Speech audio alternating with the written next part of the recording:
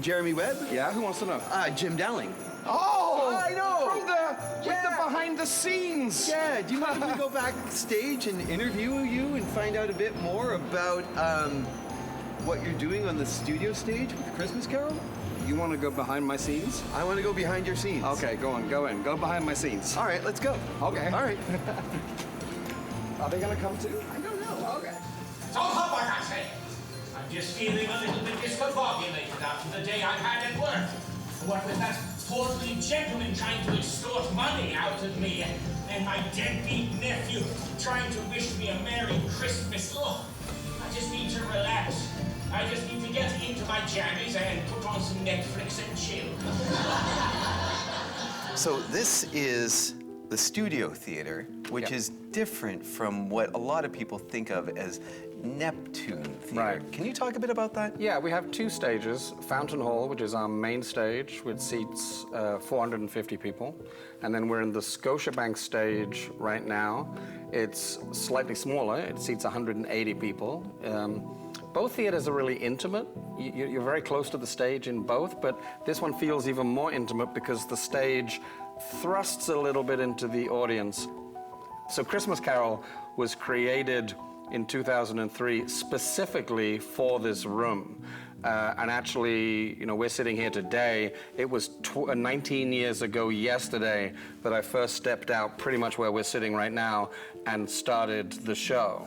And all of this stuff that you see, the scenery behind, has grown over the years. But that first year, it was me, a chair very similar to this, a bed very similar to that one over there, and a few props and a few puppets. And it was because the space allowed me to, the theater allowed me to rent the space and use it to create a show specifically for. So the show Christmas Carol, Dickens' A Christmas Carol, has now been done thousands of times over 19 years. I did it until 2014, I think, and then Reese, who does it now, took it over.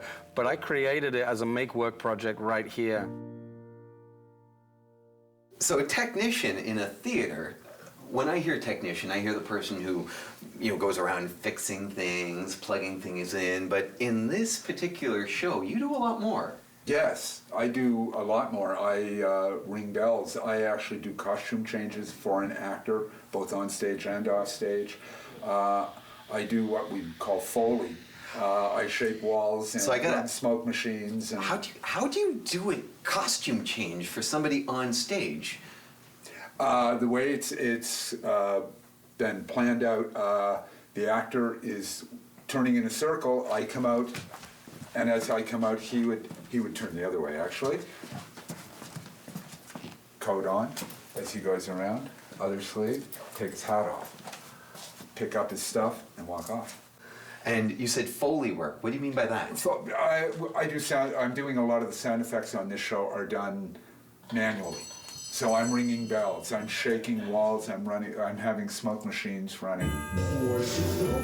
Take the audience instead. This play that you've created, that somebody else is now performing, you did as a make-work project for yourself? Yeah, I'd done a couple of, so this was back in 2003. I'd been fortunate to be hired by Neptune for a few Christmases doing their Christmas show, and I knew that I wasn't going to be in their Christmas show in 2003. And, you know, like most people, at the time I had to pay rent, I had to put food on my own table. So I decided I would just do a reading of Christmas Carol, because that's really easy. I'll just get the book and I'll just sit in front of an audience and I'll fool around a little. I was doing a lot of improv comedy at the time. So I thought, I'll rent the space, we'll do it. And then very quickly, as I started to look at it and try and develop the show, I realized, oh no, I'm getting sucked into creating a production. So Reese, Bevan John, who now does the show, and a good friend of ours, Bill Wood, we were all doing improv comedy together. So Reese and Bill came on board to sort of help me create it and be the puppeteers in that first year or two.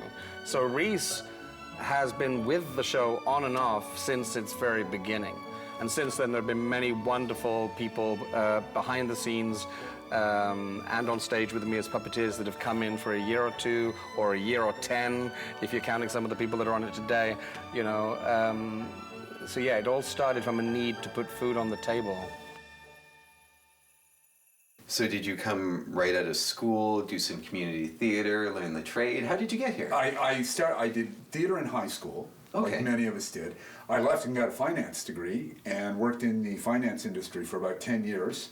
And when I realized how horrible I was at it and the fact that it was a really toxic environment, I was trying to figure out what I could do. Somebody asked me to help out at a community theater. And I spent about 6 months working in a community theater, and then suddenly people started paying me to do it. And this is our green room, This is the green room. which happens to be blue. Yeah, it does happen to be blue. That's kind of neat. Yeah, and this is the dressing rooms for both shows. So this is the dressing room for both the Scotiabank Studio Theatre and the Fountain Hall. Yeah. And they all have to go upstairs. Yes. How many dressing rooms are there down here? I believe there's 14. 14. Wow. They're various sizes. Oh, can you show me the different kinds of dressing rooms you have? I can show you the ones for Christmas Carol.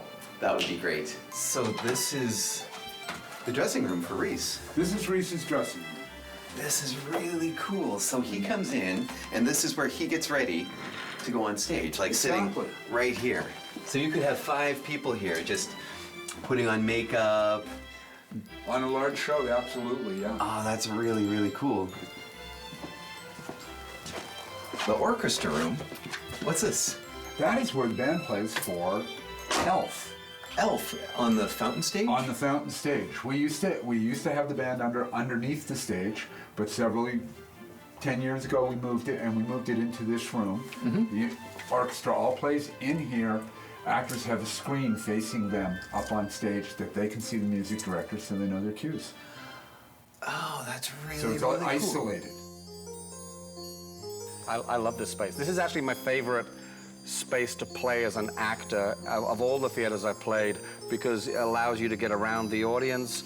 You're really close. When the lights come up, the front row are literally as close as we are right now, and you can scare the bejesus out of them. It's a lot of fun. A lot of fun.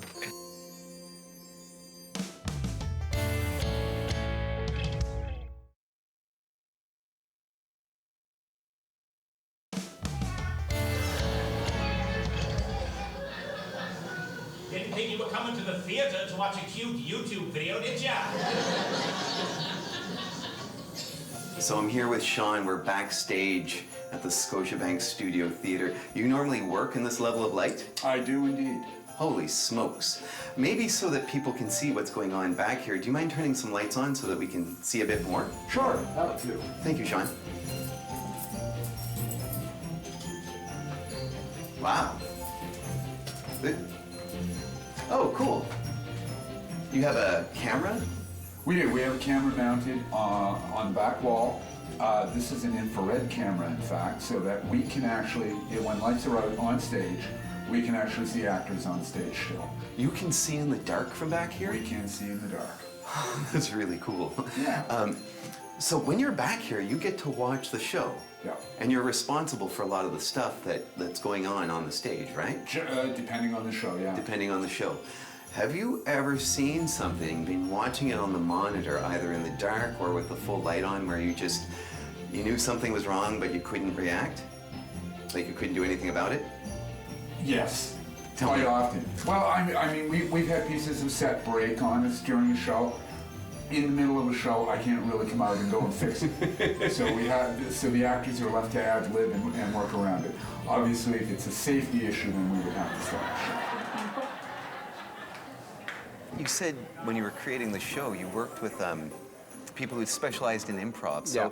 I'm a bit lost in the connection between being able to improv, ad lib, and work Yeah. with a scripted play. Well, let me help you from being lost. So Please. this show was designed to have certain moments where we seemingly go off script and go down an improvised rabbit hole where the audience thinks they're seeing something unique and just this one night only. And that's true. We have moments where there's a sequence where Scrooge pulls out a member of the audience to participate in the show, and that person has to play the little boy that goes to buy the turkey for Scrooge. Yeah. And it's a very little moment. In 2003, it was a much smaller moment. But then over the years, we realized that the crowd loved it. So now it's a good 10-minute sequence, which involves somebody from the audience coming up on stage and participating in the show. So the improvisation comes in with handling a novice, a non-performer, a member of the public on stage. It might be that someone shouts something out and you have to be quick-witted enough to respond, because if someone shouts something out and you ignore it, it shows that you're stuck rigidly to the script. Yeah. And it also says to the people, don't shout out. Right. Whereas with this play, and with some of the other shows that we've done at Neptune recently, the idea of audience participation is very important, because that's how theater would have been back in centuries past when people were going to see Shakespeare plays. The audience let the players know what they thought by shouting, by commenting on the action, by throwing rotten vegetables. We don't allow rotten vegetables at Neptune. That's very good. But, so yeah, I think that improvisation and the ability to go with the flow is really important to performance. Tell me about your puppets. Did you make these? I did not make these.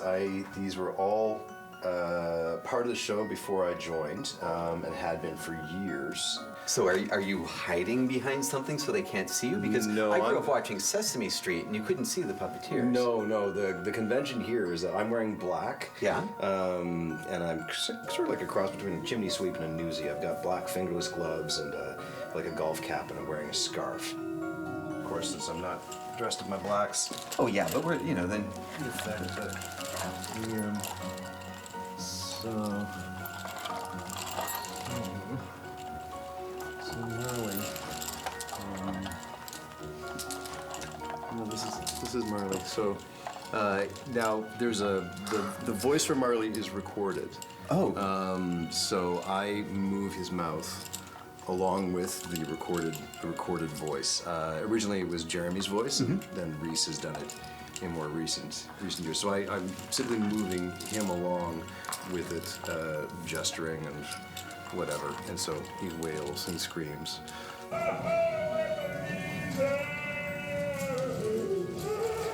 So that she stands quite tall. So Marley, is down at this level from me, but she's quite tall. So Reese is, 6 feet. So she kind of just a little bit looks down on him, and she floats. And she's a bit more. All of Marley's gestures tend to be really, really hard and firm, but she's very, very soft and gentle. So she's there to listen and then show you something. Take a look. No, look over there. So it's billed, or it kind of shows up as a solo show, Yeah. but there's puppeteers, Yeah, it's a there's little people bit on of a stage. misnomer because Simon, there's a puppeteer who comes on. He plays most of the ghosts. I play one of the ghosts, but he plays. But you do all the talking. But I do all the talking. Yeah, I do, and I play everyone else. I play all the characters. I play kind of the narrator and Scrooge and everyone else in the show. You've been in this business, you said, 25 years? Maybe a bit more? Something like. Well, I started taking classes when I was quite young. I was about 10 years old when I started here at Neptune taking classes. Oh, really? Yeah, and I took classes here from the ages of about 10 to my early 20s, and Jeremy Webb was actually one of my last teachers here. And then I left the theater school. I did dinner theater for about a year, and that's in that year I met Tony Montanaro, and then I went off and started studying with Tony. And I remember Tony said to me, you don't do this job because you're looking for money or you're looking for any kind of outward attention. You do this job because you want to be a master. One day you're going to be a master at doing this. And he said, if you have any other motivation, then you probably shouldn't do this. Because and I think it was a good. It was a very, very good piece of advice, because there's a lot of sacrifices you need to make in order to do a job like this. I am. I'm fit for public consumption now. They're gonna eat you after. And every year we get messages saying, "Oh, I came, but I didn't know there was going to be one actor." And when I found out, I was a little worried about what I was going to see. You know, is it boring having just one person talking at you? Well, then they quickly realize that it's not one person talking at you, it's one person telling you a story, playing all of these characters that just gives everyone a really good feeling. And the thing about Christmas Carol as a story is it's really designed to make you look at your own life and give thanks for what you've got, and to make any adjustments that you might want to make in your life, because that's what Scrooge does. He's faced with his past, his present, and his future, and he realizes that he's kind of screwing up.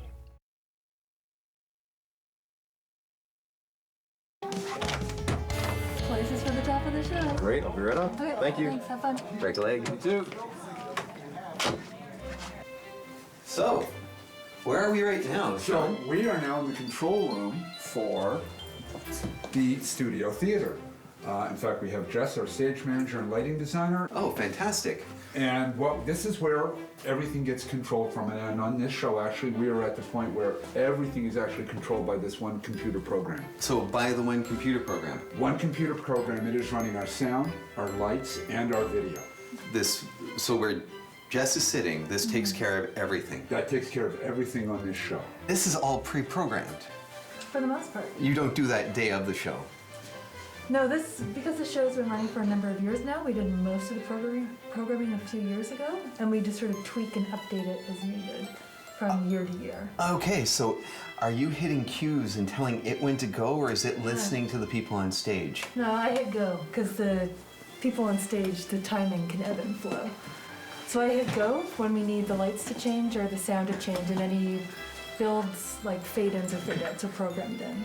What happens if something goes wrong in the cues? I have the ability to go back a cue or stop it if we need to, jump back to the last one we were in, fast forward to the next one we need to, whatever's necessary. You ever come into a situation where somebody's gotten lost in the script or something's happened and they start improvising wildly and you're thinking, lights, lights, sound, lights? Does that ever happen to you? Yes. But that's what you're here for. That's what the job is. Welcome so many of you to Neptune for the holiday season. Although Scrooge hates to part with his money, he does love the generous organization. It really does feel like a gift to be able to be the vessel for this show, because what I find is I do this show and I'm the vessel for the story of this privileged white guy who sacrificed everything in his life to win capitalism, and then through looking at his life through kind of a compassionate lens, he realized all the things that he sacrificed were the game he should have been playing. He won the wrong game. So I do this show, and I joke that I kind of remaster the show every year. I go and I drop into the show and I say, what does it mean to learn this lesson? And I kind of get, and it rocks me, it rocks my nervous system, it rocks my whole self, and I get kicked out the other side. Oh, wow. And I'm changed, I'm a changed man. And then I have like 10 months to kind of figure out what it is to be this new version of myself. And I live my life, and then I get to do this show again. It's such a joy, it's such an amazing experience. Is this the grid? This is the lighting grid. Oh, we're up above everything. We are above everything. At the end of every night, I have to come up here and make it snow for the end of the show. Very, very neat. And red carpet welcome for whoever's up here? More to protect our knees. What Because do your knees have to do with Well, because here's what my knees have to do with it. I'm focusing a light. Oh. I'm on my knees. This is brutal. Yeah, This is really brutal. This is a steel grid under here. It's not comfortable, so yeah, we have carpet. Also, because of times we will have a technician up here during the show. We don't want him to be heard. What would somebody? Oh yeah, because if you step on the metal, you're heard, and on the carpet, you're not. How did you get into this business? I mean, you became a puppeteer because you were an actor, and somebody said, "Here, take my puppets." But besides that, how did you even get into the acting business? What brought you here? Oh gosh, high school, like doing drama in high school. And then university, I went to Acadia, and I took theater there, and I had my first job at the Atlantic Theatre Festival back in 1998, so. When you audition for stuff, do you get it all the time? Is that how well, talk about that. What happens when they say no? I honestly don't know. to be honest. Like, I'm a person who doesn't like I don't like rejection. Yeah, me neither. I do take it personally. Nobody does. Nobody likes it. So there's just that thing that they're looking for. That's why, like, casting is super important. And you only really, I feel like, because of how we watch movies and stuff, you only really know when someone's being miscast in something when that happens. Because most of the time, the casting's really, really good. We usually take about a week from the moment everything sort of arrives on stage, and it's ours with, the crew comes in and sets it all up. We get everything in the right place. We have to hang and focus all the lights. The cues still exist from years past. It's all in the console upstairs that we saw, but we do tweak it as needed, because, you know, the light bulb in that one light might be much older or much newer than it was last year, so it could be slightly brighter, dimmer, and we need to make adjustments. And because we're all just humans, things sort of ebb and flow, and timings will change. What do you love about this? I like the energy of having the audience in the room, because that can affect a show, and just how energetic or excited the audience is, or how quiet they are. So that's just sort of a fun energy to have added into it. And I like the idea that if something does go sort of off the rails, you're just dealing with it in the moment. Instead of having to plan for it ahead of time in a way, you can just sort of like do things on the fly. Look at all the shows. Yeah. That goes all the way to the ground. Pretty much every show that's ever been done here. Very cool. What's it like being, you know, basically the person in charge of a couple of theaters, a theater school, a whole building, like the artistic director for this this whole endeavor? What's that like, having that kind of responsibility? Well, I do share that responsibility with a lot of other people that work in the administration of Neptune, but yeah, I'm the artistic director, so the responsibility has increased my waistline, grayed my hair, thinned the back of my head. Don't shoot it. Don't look. You looked. You totally looked. I totally looked. Wow. I know. I even said. I know. No, I got there before you said. Okay. Yeah. So, yeah, it's a responsibility, but it's a responsibility that I sought out because I really wanted it. I really wanted this job, and then I got it. So be careful what you wish for, everyone.